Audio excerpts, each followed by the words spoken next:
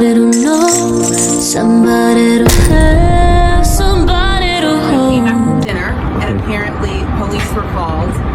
But I was told that at some point, police were called because the coterie here was saying allegedly that I took my aunt from this facility and whisked her away without any sort of confirmation or approval.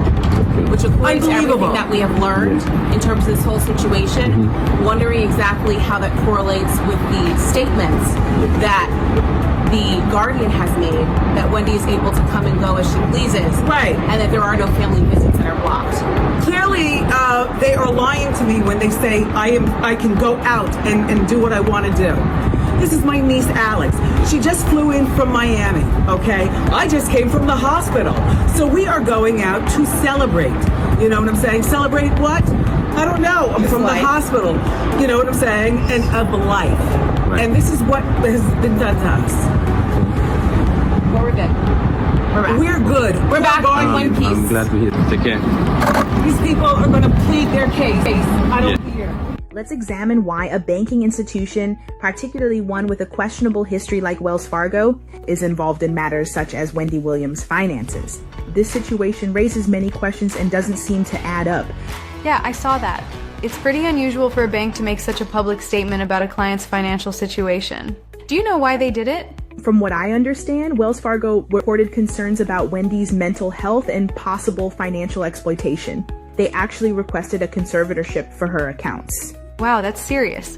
But isn't that kind of information supposed to be confidential? I'm wondering if what they did was even legal. That's a good point.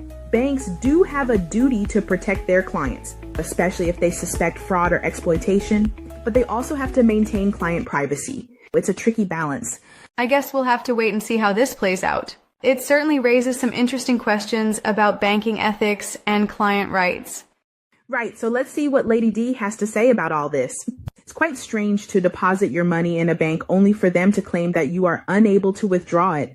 The bank froze her accounts and filed a petition with the New York Supreme Court for temporary financial guardianship.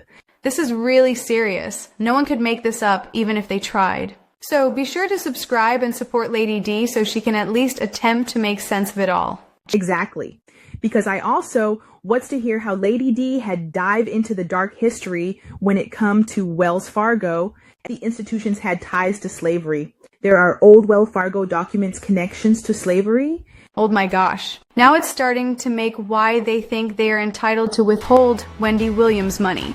I know, right? It's hard to wrap your head around it. Lady D must be going through a nightmare trying to sort this out. I hope she can shed some light on the situation soon. Absolutely. We should definitely keep an eye on her updates. This kind of financial drama is both fascinating and terrifying. It really makes you think about the power banks have over our money.